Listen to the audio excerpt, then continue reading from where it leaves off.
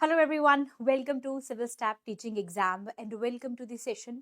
आज के इस सेशन के अंदर हम बात करने वाले हैं हमारे एक बहुत ही इंपॉर्टेंट टॉपिक के बारे में, जिसका नाम है आपका टेट मेडिकल बायोलॉजी की एक कंप्लीट स्ट्रैटेजी। इस बार डेफिनेटली आपका टेट होगा पार, यानी कि हम बात कर रहे हैं आपके एचपी टेट मेडिकल के बारे में। आप सब जानते हैं कि जो आपका टेट एग्जाम है वो साल में आपका 2 बार कंडक्ट करवाया जाता है। अभी हम बात करने वाले हैं आपके जो जून के अंदर एग्जाम होने वाला है उस टेट के बारे में। जैसे कि बहुत सारे स्टूडेंट्स जो है वो ऑलरेडी मुझसे कनेक्टेड हैं for the subject biology.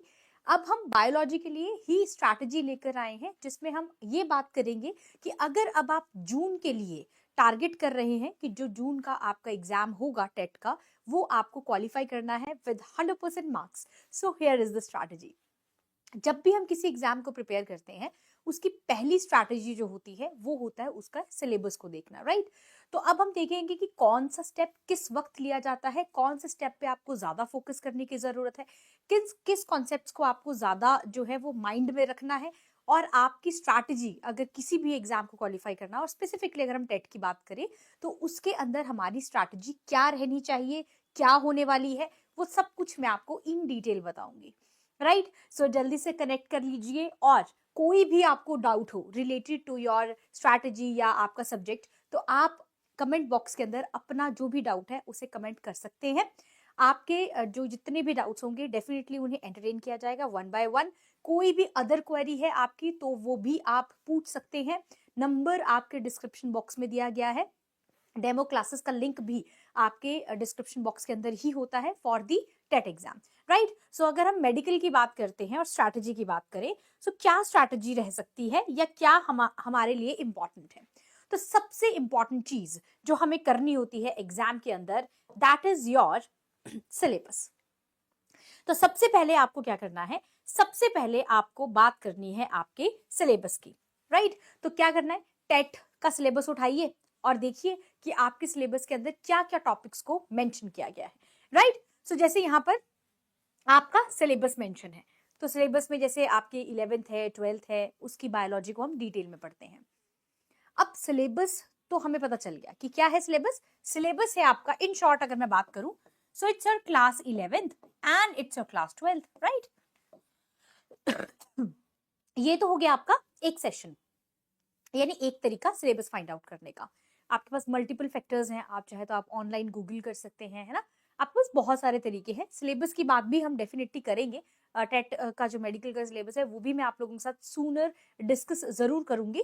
But अभी फिलहाल के लिए इमेजिन कर लेते हैं। इमेजिन क्या करना है, ऑब्वियसली यही आपका सिलेबस है, that is your class 11th और 12th की बायोलॉजी की बुक्स, है ना, जिसमें आपके डिफरेंट डिफरेंट चैप्टर्स हैं और वो आपको फाइंड आउट करने हैं। फाइंड आउट भी क्या करने हैं, फिर उसमें आप एनसीईआरटी को उठा सकते हैं। अब दूसरा सवाल उठता है कि एनसीईआरटी अगर हम कर रहे हैं, कितना करना है, क्या एनसीईआरटी पढ़ना सफिशिएंट है, क्या जो हम एनसीईआरटी कर रहे हैं वो सफिशिएंट है, क्या इसके अलावा कुछ और पढ़ने की जरूरत नहीं है। ये हमें कैसे पता चलेगा कि जो मेरी एनसीईआरटी है, जो मेरी एनसीईआरटी के अंदर बुक्स हैं, उनके अंदर जो कंटेंट दिया गया है, वेदर इट इज ओके और not, whether it is enough और नॉट। ये क्वेरी, ये डाउट हमेशा मुझे हर जगह जरूर दिखाई देता है। तो इसका आंसर भी कर देते हैं। तो अगर आपको लगता है कि आपको सिलेबस फाइंड आउट करना है और आप चाहते हैं कि आप ये देख पाए कि आप कैसे उसे एनालाइज कर सकते हैं, सो आपको क्या करना है, you have to go for the previous year question papers. आपको क्या करना है, आपको अपने जितने भी प्रीवियस ईयर क्वेश्चन पेपर्स हैं उनको फॉलो करना है। तो आप प्रीवियस ईयर में आप जा सकते हैं, 2024 से आप शुरू कर सकते हैं, दैट इज दिसंबर। तो यहां से भी आप शुरू कर सकते हैं, राइट। दिसंबर का देखिए, जून का देखिए, है ना, 23 का देखिए, फिर 22, 21, 20, ऐसे करते हुए पिछले 10 ईयर्स, 5 to 10 ईयर्स के जो क्वेश्चन पेपर है उन सबको देखिए और देखिए कि उसके अंदर आपका जो टॉपिक्स हैं वो किस तरीके से कवर किए गए हैं। अगर मान लीजिए उसके अंदर आपको रिप्रोडक्टिव सिस्टम पे सवाल आया है, तो वो सवाल कैसा है, किस लेवल का है, क्या वो सवाल मेरी एनसीईआरटी से सॉल्व हो रहा है, और अगर नहीं तो फिर आपको इसे डिटेल में करने की डेफिनेटली जरूरत है।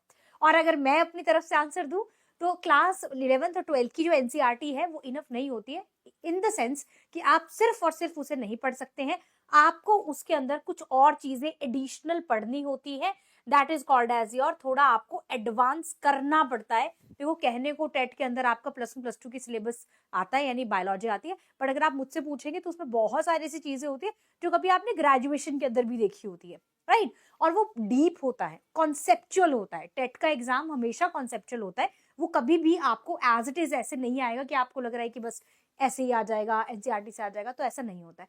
So you have to further follow the previous year question paper. तो अभी हमारे पास क्या कंडीशंस है? हमारे पास कंडीशंस है कि पहले मैं सिलेबस को उठाऊंगी, सिलेबस को देखूंगी कि सिलेबस के अंदर चीजें, टॉपिक्स क्या क्या दिए हैं। अब मैं अपना प्रीवियस ईयर क्वेश्चन पेपर देखूंगी। 2-3 क्वेश्चन पेपर को देखना जरूरी है, एक से आपको नहीं समझ आएगा। 2-3 क्वेश्चन पेपर को लीजिए, उन्हें एनालाइज कीजिए, and analysis will also take your time.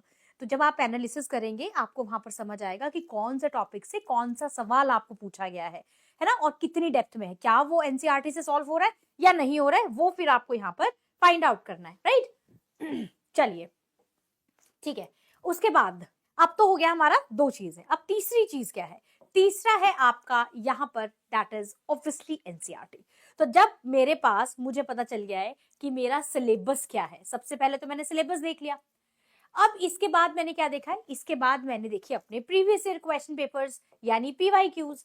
तो अब इन दोनों से मुझे ये समझ आ गया है कि एनसीईआरटी इज मस्ट, एनसीईआरटी बहुत जरूरी है। तो मैं ये कभी भी नहीं कहूंगी कि आपको एनसीईआरटी नहीं करनी है, लेकिन सिर्फ एनसीईआरटी करनी है थोड़ा सा मुश्किल है, क्योंकि जो आपके एनसीईआरटीज है उसमें कई बार ऐसे क्वेश्चंस आए हैं जो आपके एनसीईआरटी के अंदर टॉपिक्स जो है वो वैसे तो एज इट इज दिए हुए हैं, बट थोड़ा और डिटेल में उनसे पूछा गया है,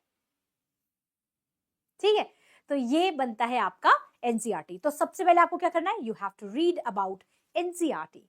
जितनी भी आपके एनसीईआरटी के चैप्टर्स हैं वो आपको इसके अंदर कवर करने हैं। तो वो आपका सिलेबस भी है और वही आपका बेस भी है। आप किसी भी एग्जाम के लिए प्रिपेयर कर रहे हैं, no matter what exam it is, फिर भी आपको एनसीईआरटी करनी ही पड़ेगी, क्योंकि बिना एनसीईआरटी के अगर आप सोचे, बिना बेस के अगर आप सोचते हैं कि आपका एग्जाम हो जाएगा या कोई भी सोचे, तो ऐसा नहीं हो सकता। आपको सबसे पहले अपनी चीजों को सॉल्व करना है, अपने जो स्ट्रैटेजी है उसे सॉर्ट आउट करना है, राइट? चलिए, तो ये हो गया हमारा। अब एनसीईआरटी के बाद we will do short notes, है ना? तो क्या करना है? जैसे ही आपको पता चल जाएगा कि आपका जो सिलेबस है, राइट, एक सेकेंड, तो जैसे ही आपको पता चलता है कि आपका सिलेबस जो है वो कैसा है, एनसीईआरटी वाला है, इसके बाद आप बनाएंगे इसके शॉर्ट नोट्स, है? तो शॉर्ट नोट्स कैसे बनाएंगे? शॉर्ट नोट्स हम बनाएंगे इसके आपकी एनसीईआरटी से, राइट ना? एक सेकेंड, इसमें कुछ प्रॉब्लम हो रही है।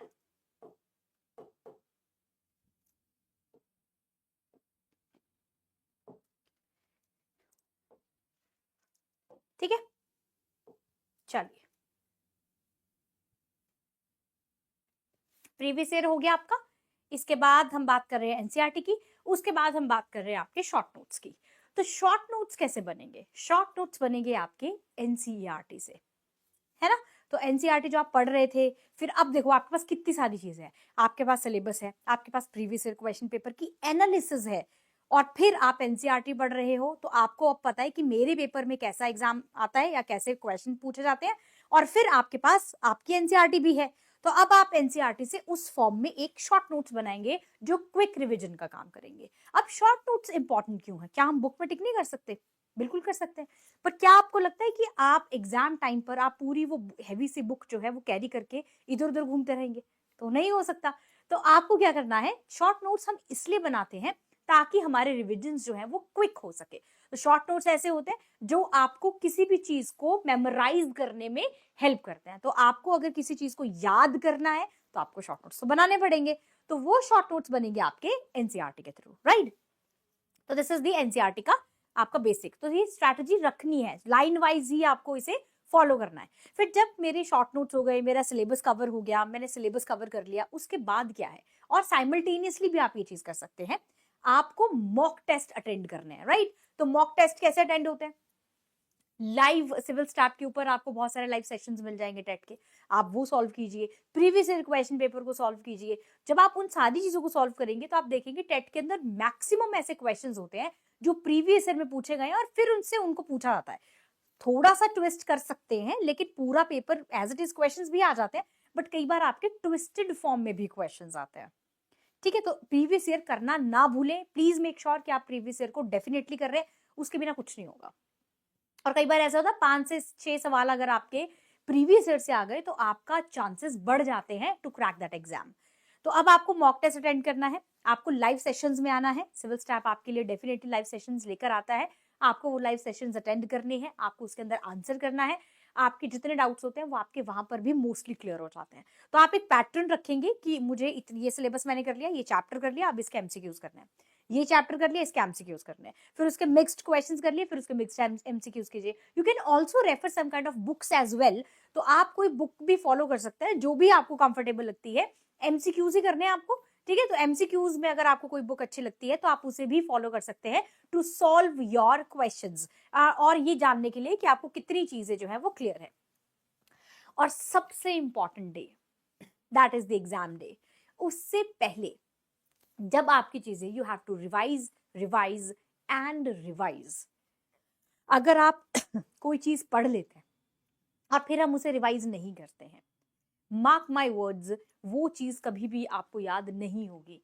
फिर एग्जाम में सिचुएशन आती है, कहीं तो पढ़ा था, कहीं तो देखा था, ठीक है, ये था या ये था, बी है या सी है, नहीं याद आ रहा है ना। अब ये टॉपिक तो पढ़ा ही नहीं है, वो कब होता है? वो तब होता है जब आपने सिलेबस ही नहीं देखा, आपने प्रीवियस ईयर क्वेश्चन पेपर ही नहीं देखा। ये चीज तो मैंने कभी पढ़ी ही नहीं है, ये तो मैंने देखी भी नहीं है। वो इसलिए क्योंकि आपने प्रीवियस ईयर पेपर को एनालाइज ही नहीं किया था। दूसरा डाउट, बी या सी, याद आ रहा है लेकिन याद भी नहीं आ रहा है, या तो ये है या तो ये है। इस कंडीशन में डेफिनेटली आपने रिवाइज नहीं किया है ना। और फिर जल्दबाजी में करना, क्वेश्चन पढ़ा कुछ, आंसर कुछ, उसके पीछे रीजन है लैक ऑफ प्रैक्टिस। तो हर चीज के पीछे एक रीजन होता है, हर एक गलती के पीछे एक रीजन है। मैं आपको आपके हर एक रीजन के पीछे की मोस्ट प्रोबेबल गलतियां बता रही हूँ। जैसे पेपर में आपने नहीं पढ़ा, which is absent, which is present, correct, incorrect, match the following में आपने क्वेश्चन की डिमांड नहीं पढ़ी, तो उसमें जल्दबाजी में करना भी था, हो सी गया है ना। मुझे पता था इसका आंसर सी है, पर वो OMR शीट में बी हो गया। That is what, that is lack of practice. तो ऐसी कंडीशन में आते जाते सवाल गलत हो जाते हैं। ठीक है, तो क्या करना है? सिलेबस करना है, प्रीवियस ईयर क्वेश्चन पेपर को करना है, राइट, और फिर एनसीईआरटी से शुरू करना है। एनसीईआरटी को पढ़ने का भी एक तरीका होता है। देखो, एनसीईआरटी का मतलब बिल्कुल नहीं है मैं किताब लेके बैठ गई, उसमें मैंने biology classification chapter line to line पढ़ लिया और मुझे आ जाएगा। This is not the right way to learn about NCERT. NCERT पढ़ने का भी there is a way to read NCERT. NCERT को कैसे पढ़े भी एक सवाल है, और वो भी एक आर्ट है। नोट्स बनाना भी एक आर्ट है। तो आपको हर चीज सीखनी होगी, हर चीज आपको एनालाइज करके ही आएगी, प्रैक्टिस करके ही आएगी। और अल्टीमेटली अगर आपने चीजों को रिवाइज नहीं किया है तो फिर तो वो वैसे भी नहीं हो सकती। ठीक है, तो आपको क्या करना है? Revise revise and revise. अब आपको रिवाइज कैसे करना है? रिवाइज आपको करना है ever and ever before the exam day. Exam से पहले जितना हो सकता है चीजों को रिवाइज कर लीजिए, राइट। और अगर आपको लगता है कि कहां पर जाकर रुकना है, तो टेलीग्राम चैनल है, फ्री कंटेंट आप लोगों के लिए अवेलेबल है। You can join this channel, right. ये आपको टेलीग्राम पे मिल जाएगा, इसका लिंक आपको डिस्क्रिप्शन बॉक्स में भी दिया गया है। आप जाइए और आप सिविल स्टैफ टीचिंग एग्जाम के जो ऑफिशियल आपका चैनल है उसे ज्वाइन कर लीजिए। वहां पर आपको फ्री कंटेंट अवेलेबल होता है। जो भी हम सेशंस में करेंगे, जो भी हम सेशंस में पढ़ेंगे, वो आपको एज अ PDF फॉर्म में डेफिनेटली वहां पर प्रोवाइडेड होगा। ये चीजें आपको हेल्प करेगी फॉर योर एग्जाम। तो अगर आपको एग्जाम चाहिए, अगर आप चाहते हैं कि एग्जाम में आपको हर चीज की PDF फॉर्म में मिल जाए, आपके पास कंटेंट हो, तो for free content, for free material, you can join the Telegram channel, right. और अगर वीडियो अच्छी लगी हो तो लाइक, शेयर और सब्सक्राइब चैनल को जरूर कर दीजिए, ताकि जब और वीडियोस ऐसी आए रिलेटेड टू योर मेडिकल और टेट एग्जाम, तो आप अवेयर हो, नोटिफिकेशन बेल आइकन को प्रेस करना ना भूलें, उसे भी प्रेस कर ले ताकि आपको हर एक चीज जो है वो प्रोवाइडेड हो और हर चीज आपको नोटिफिकेशन के थ्रू पता लगती रहे, राइट। तो बहुत ज्यादा हर एक एग्जाम की एक अलग स्ट्रैटेजी होती है, बट ये कुछ चीजें होती है जो कॉमन होती है, इनको आप इग्नोर नहीं कर सकते। So it's a request to not to ignore the strategy pattern. अगर आप इसमें से कोई भी चीज जो है स्किप करते हैं, डेफिनेटली आपको एग्जाम में प्रॉब्लम आएगी। ठीक है, बाकी कोई और टॉपिक हो, आपको लगता है कोई टॉपिक है बहुत ज्यादा डिफिकल्ट है और हमें नहीं समझ आता है, आप उसे भी कमेंट कर सकते हैं, हम उसके बारे में भी डेफिनेटली बात कर सकते हैं। अगर आपको कोई भी रिलेटेड कोई और क्वेरी है, तो भी आप एग्जाम से रिलेटेड क्वेरी हो तो भी आप उसे कमेंट सेक्शन में कमेंट कर सकते हैं। आज के लिए इतना ही। अगली वीडियो में आएंगे कुछ अगले टॉपिक्स के साथ और बहुत ही इंटरेस्टिंग कंटेंट के साथ। तब तक के लिए बाय बाय, टेक केयर।